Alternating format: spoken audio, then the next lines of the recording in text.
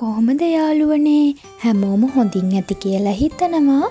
ඉතින් මං අද ඔයාලව එක්කයි යන්නේ කාලේ වැලිතලාවෙන් වැහිලා ගියපු අපේ රටේ තවත් ලස්සන තැන් ටිකක් බලන්න.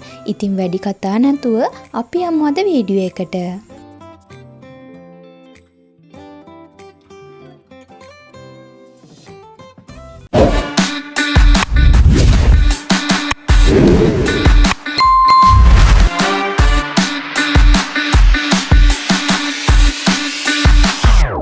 ඔයාලා බලනවා ඇති නේද මම මේ කොහෙද යන්නේ කියලා. මං ඉතින් එදා ටිකක් උදෙන්ම ඇහැරුණා 5:30 වගේ වෙද්දී. මොකද මම මේ ගමන යන්නේ තනියෙන් නෙමේ. මගේ කැම්පස් එකේ පුරාවිද්‍යාව කරන අපේ බැච් එකේ යාළුවෝ එක්ක. ඒ වගේම අපේ මේ ගමනට අපිට පුරාවිද්‍යාව උගන්වන ස්වාමීන් වහන්සේ සම්බන්ධ වුණා. අපි කැම්පස් එක ළඟින් 8යි කාලට වගේ තමයි පිටත් වෙන්න කතා වෙලා හිටියේ. හැබැයි අපි මේ ගමන ගියේ 26 වෙනිදා. එතකොට 25 වෙනිදා තමයි පිච්චමල් පූජාව තිබ්බේ. ඒකත් එක්ක මං උදේ යද්දි ටිකක් පරක්කු වුණා. මොකද ට්‍රැෆික් එකට අහු වුණා. ඒකත් එක්ක කැම්පස් එක ළඟට යද්දි ටිකක් පරක්කු වුණා. මං යද්දි යාළුවෝ හැමෝම ඇවිල්ලා හිටියේ. ඉතින් අපි ওই විදිහට තමයි ගමන යන්න පිටත් උනේ. අපි ඉස්සල්ලාම ගියේ වෙස්සගිරිය බලන්න. වෙස්සගිරිය කියන්නේ ශ්‍රී ලංකාවේ පෙතම අගනුවර වෙච්ච අනුරාධපුර පූජා භූමිභාගයේ පිහිල්ලා තියෙන ඉතා වැදගත් පුරාවිද්‍යාත්මක ස්ථානයක්. මෙහි ඉතිහාසය ක්‍රිස්තු පූර්ව 3 වන සියවසේ දෙවන පෑතිස් රජ සමයේ බුදුදහම ශ්‍රී ලංකාවට ලැබුණු යුගය දක්වාම ඈතට දිව යනවා. පුරාණ ශිලා ලේඛනවල මේ ස්ථානය ඉසුරුමුණි විහාරය ලෙස හඳුන්වලා දීලා තියෙනවා කියලා තමයි අපේ ස්වාමීන් වහන්සේ අපිට පැහැදිලි කළේ. පසු කාලීනව කාලයාගේ ඇවෑමෙන් මෙය වෙස්සගිරිය බවට පරිවර්තනය වුණා කියලා මහාවංශයේ විවිධ කතා ප්‍රවෘත්තීන් පවතිනවා. බුද්ධ ශාසනයේ පැවති වූ ප්‍රථම ශ්‍රී ලාංකිකයා දේවානම් පියතිස්ස රජතුමාගේ බෑණනුවන් වූ අරිට්ඨ ඇමතියා වෙනවා. ඔහු ඇතුළු පිරිවර 500ක් දෙනා මිහිඳු මහරහතන් වහන්සේ වෙතින් පැවිද්ද බලාපොරොත්තුව රැඳී සිටියේ වෙස්සගිරියේ බව මහාවංශයේ තවදුරටත් සඳහන් වෙනවා. එකල තිබූ වෛශ්‍ය නැමැති කුලයට අයත් තරුණයෝ 500ක් බුදුසසුනේ පැවිදි වූ බවත් ඔහු මෙම විහාරයේ වැඩවිසූ බවත් ඒ හේතුවෙන් මෙම ස්ථානයේ වෙස්සගිරිය නම් වූ බවත් තවත් කතාවකින් කියවෙනවා. අනුරාධපුරයේ රජ කළ ශ්‍රේෂ්ඨ නරපතියෙකු වූ වට්ටගාමිනී අබේ රජතුමා දෙවිඩ ආක්‍රමණ වලින් හා කළ සටන් වලින් පැරදී පලා ගොස් සැඟවුණේ වෙස්සගිරි වනයේ බව වංශ කතාවල තවදුරටත් සඳහන් වී තිබෙනවා. මේක තමයි පස්සේ සංවර්ධනය වෙන්නේ අර කැටයන් බවට. කාලෙන් කාලේ ඒ කැටයන් ඊට පස්සේ ඩේවිඩ් වෙනස් වෙනවා. පොළොන්නරුවේදී සමහර ඒවා නැති වෙනවා එකේ. රෝරුගෙට තව ඇඩ් වෙනවා ගම්පොලට එද්දි. හරි මෙන්න මේක කොහොමද සංගීතපහනේ මුල්ම අවස්ථාවක් ඈ. උසකට වෙස්සගිරියේ ඇති ඇතැම් ලෙනක බිම මනසේ මට්ටම් කර ඔපවැටී තිබෙනු දැක්ගත හැකියි. වෙනත් තැනක දැකගත නොහැකි මේ අපූර්ව ලක්ෂණය භික්ෂුන් වහන්සේලා වෙනුවෙන් මේ ලෙන් පිදූ ඇතැම් සැදැහැතියෙක් උන්වහන්සේලාගේ සුව පහසුව වෙනුවෙන් කළ එකක් වීමට ඉඩ තිබෙනවා. පසු කලෙක මෙම ලෙන්වල බිත්ති බැඳ වඩා දියුණු කුටි බවට පත් කළ සලකුණු අදත් මෙහි දැකගත හැකියි. එකලේම ලෙන්වල පියස්සෙහි බදාම අතුරා ඒ මත චිත්‍ර ඇඳ තිබෙනවා.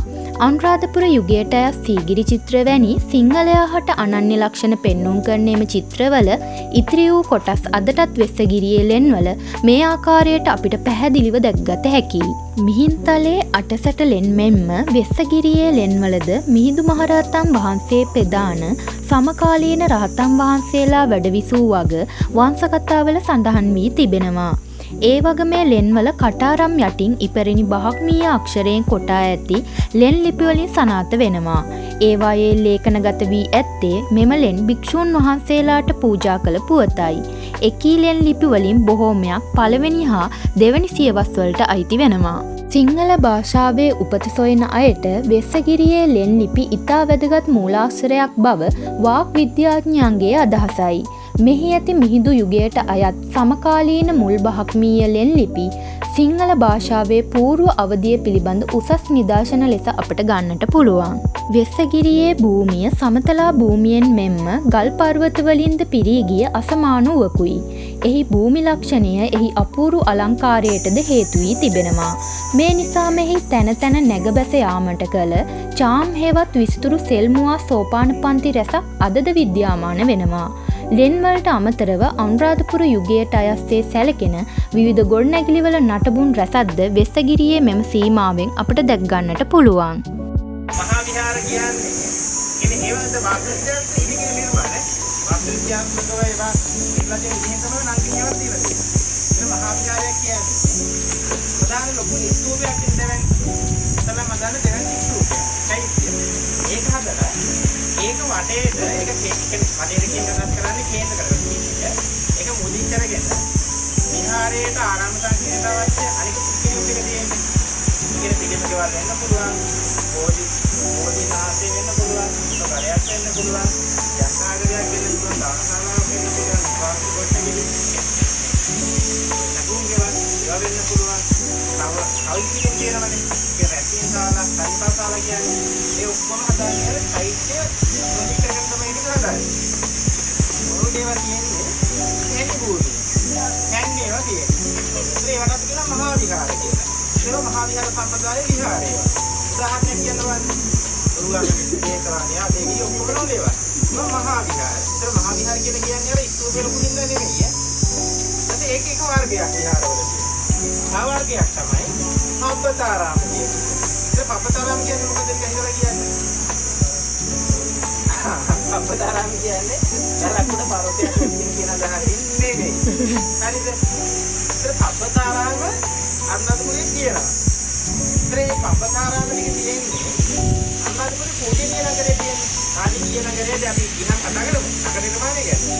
නගරේ කියලා කියන්නේ ඒක නගරේ කොටස් දෙකක් තියෙනවානේ. ඒක නගරේ සංකේත නගරේ කියලා. ඉතින් ඔය විදිහට අපේ ස්වාමීන් වහන්සේ අපිට පැහැදිලි කරන්නේ මහා විහාර සම්ප්‍රදායේ විහාරවල ලක්ෂණ මොනවද කියලා. ඒ වගේම අපිට අවශ්‍ය වෙන කරුණු බොහෝමයක් පිළිබඳව උන්වහන්සේ අපිට කියලා දුන්නා. ඉතින් ඔයාලගේ දැනුමට ඒවා වැදගත් වෙයි කියලා හිතලා මම මේ වීඩියෝ එකේ උන්වහන්සේ අපිට කියලා දෙන මේ වෙස්සගිරිය පිළිබඳව ඒ වගේම තවත් පුරාවිද්‍යාත්මක සුවිශේෂී දේවල් පිළිබඳව මම මේ වීඩියෝ එකට එකතු කරලා තියෙනවා. ඉතින් ඔයාලත් මේ වීඩියෝ එක බලන්න. ඒ වගේම ඔයාලගේ දැනුම වැඩි දියුණු කරගන්න.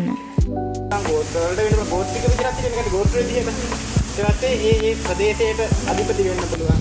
එහෙනම් ඊට ගොඩක් වෙලාවට කරුණු කියලා කියන වචනේ අදහස තමයි ප්‍රධාන කියන එක. තේරුම මේක. ළඟට වෙන්න පුළුවන්, කණ්ඩායමක වෙන්න පුළුවන්, වෙළඳ කුලයක් වෙන්න පුළුවන්, ශිල්ප ශ්‍රේණි කණ්ඩායමක් වෙන්න පුළුවන්. ඒක ප්‍රධානීය තමයි කරුණු. බොහෝ වෙලාවට ඒතර කරුණු කියන කෙනාට කියන්නේ සිවිල් බලයක් තිබ්බනේ. ධනය බලයෙන් දෙකම තිබ්බ කෙනෙක්නේ. ඒතර යාළුවට බොහෝ වෙලාවට මේවා ස්වභාවිකව පොඩ ආරක්ෂිතයි. මේ නේවාසික ස්ථානනේ. බොහෝ වෙලාවට සාමිජනතාවගේ තරුණ අයගේ පවුලක් තමයි ගල්පුවාට කියන බොහොම අයිති වෙලා තියෙන්නේ. ඒගොල්ලෝ තමයි ඔය ජීවත් වෙන්නේ. ඊට පස්සේ මේ දැන් අපි අදටත් දන්නවා නේද? ඔය අටමහා පුතාල වල එහෙම තියෙන එකක් නේ දුක්ඛලාගේ නේවාසිකාගාරයේ මතලා පූජා කරන එක ඔය වගේ නිකන් ඒවා කරාම දැන් තියෙන සිද්ධ නම් නේද බණ වලට එහෙම කියනවනේ. ඒතර ඔයාලා අපිට හදලා දෙනවනේ. ඒක මිනිස්සු එහෙම කරපු වැඩක් තමයි තමන්ගේ නිවාසික ස්ථාන ඇත්තරලා බිතුන් වහන්සේලාගේ පරිහරණයට උන්වහන්සේලාගේ නිවාසික ස්ථාන ටික හදලා දුන්නා. තමන්ගේ තියෙන උන්වහන්සේලාට පරිත්‍යාග කළා. ඒ කියන්නේ හැම වෙලකම ඔය අහවල් කෙනාගේ වෙන බිතුන් වහන්සේලාට පරිත්‍යාග කරනවාද කියන පූජා මේ කොටලා තියෙන්නේ. බිතුන් වහන්සේලා දෙන්න යාළ තමයි බදින් කියලා ඉන්නේ. ඒ යාළගේ අයිතිය ඇත්තරලා එයාලා වෙන තැන් වල හදාගෙන ජීවත් වෙන වලට හදාගෙන ගිහලා ඒවල් හදාගෙන ගිහලා අර බිතුන් වහන්සේලා දුක්ඛිත හදලා දුන්නා. ජීවත්. ඒත් මේ තියෙන්නේ එහෙම පිටුපූර තුන්වෙනි සියවසේ ඉඳලම පිටුන් වහන්සේලාට ජීවත් වීම සඳහා හදලා දුන්න තැනක අපි මේ ඉන්නේ වෙස්සගිරිය කියන එක. ඒත් මේක ඇත්තටම මම කියන වෙස්සගිරිය කතාව කියන්නම් කියලා ඉස්සලා කියලා ඉන්නම්කෝ. ඒත් මේක වෙස්සගිරිය කියවට අපි මේක වෙස්සගිරිය නෙමෙයි. මෙතන දැන් වහල් දෙන ඉසුරුමුණිය කියලා. මේක තමයි ඉසුරුමුණිය. ඒ අර ඉසුරුමුණිය කියලා අපි වෙන කැලලක් නේ කියන්නේ. ඒත් ඒකත් තමයි මේකේ කොටසක් වෙන්න පුළුවන් ඒක. මේක පස්සේ තමයි ආවර්ධනයලා තියෙන්නේ. මේක තමයි නියම මේ ඉසුරුමුණිය. ඉතින් ඒක පැහැදිලි වෙන්නේ පළවෙනි කාශ්‍යප රජුරෝ ඉන්නවනේ. පළවෙනි කාශ්‍යප රජුරෝ කොහෙද හිටියේ? ආසීනිදී හිටියේ. එයාගේ ගෝකුල්වන් කියලා දූරු දෙන්නෙක් හිටියා. ඒ දෙන්නගේ නමින් මෙතන විහාර සංකීර්ණයක් හදලා පළවෙනි කාශ්‍යප රජු විශ්වනාථට පූජා කරලා තියෙනවා. කියන්නේ ඒ විස්තරෙන් දෙල්ලිපිය මෙතනම හම්බ වෙනවා. ඒතර මෙතනනේ කරලා තියෙන්නේ. ඒතර මේකට ඒ කාලේ ගෝකුල්වන් වෙහෙර කියලා කිව්වේ. ඒක තමයි ඒකේ තියෙන්නේ ඉසුරුමතුන්ට කියන්නේ ඉසුරුමතුන් මහණති තැනක යාළට හදලා දුන්න විහාරස්ථාන කියලා තියෙනවා. ඒතර මෙතන අපි විවහාර කරන්නේ වෙස්සගිරි කියලා වැරදියට. කමන්ද අපිට හුරු වෙච්ච විදිහනේ. අපි දන්නේ වෙස්සගිරි කියලා කියමු. නැත්තම් නියමානුකූල වෙස්සගිරිය කියන එක දැනට පැහැදිලිව දඹුල් හරිය කියන එක. කළු දියකකුණ තියෙන්නේ. අන්න ඒ පැත්තේ. මේක ඉසුරුමුණිය තමයි. අර අපි අද ඉස්සරගොනි කියන තැන මේකේ කොටසක් වෙන්නේ නැති එක. හැබැයි ඒක පස්සේ තමයි සමර්ථන වෙලා තියෙන්නේ. එතන මේ එක්සගිරිය කියන තැන අපේ ක්‍රිස්තු පූර්ව 3 වෙනි සියවසේ ඉඳලා අපේ අක්ෂර පරිණාමය අකුරු පරිණාමය කියන මුල්ම කාලේ අපි ශිලාලේඛන ගල්වල කොටලා තියෙනවනේ. අන්න ඒ තොරතුරු හම්බෙන ප්‍රධාන ස්ථානවලින් එකක් වෙස්සගිරිය කියලා කියන්නේ. අපේ අක්ෂර කලාවේ ආරම්භය. හැබැයි අපිට පුරාවිද්‍යාත්මකව අපි ගල්වල කොටලා තියෙන ශිලාලේඛන ආශ්‍රයෙන් අපි මෙච්චර කාලයක් කියන්නේ අපි පුරුදු වෙලා හිටිය අපි ඉතිහාසය කියන්නේ. අපි අක්ෂර ලියන්න පටන් ගත්තේ ක්‍රිස්තු පූර්ව 3 වෙනි සියවසේ කියලා. දැන් අපි අනුරාධපුර ඇතුළු නගරයට යනවා. ගියාම මේ කැණි වලද දකින්න නැහැ. ඒක අකුරු හම්බෙත් කැණි වල. හැබැයි තිබ්බ ඉසව අපිට දකින්න පුළුවන්. අපි වෙන කැණි වලකද බලනවා අපි.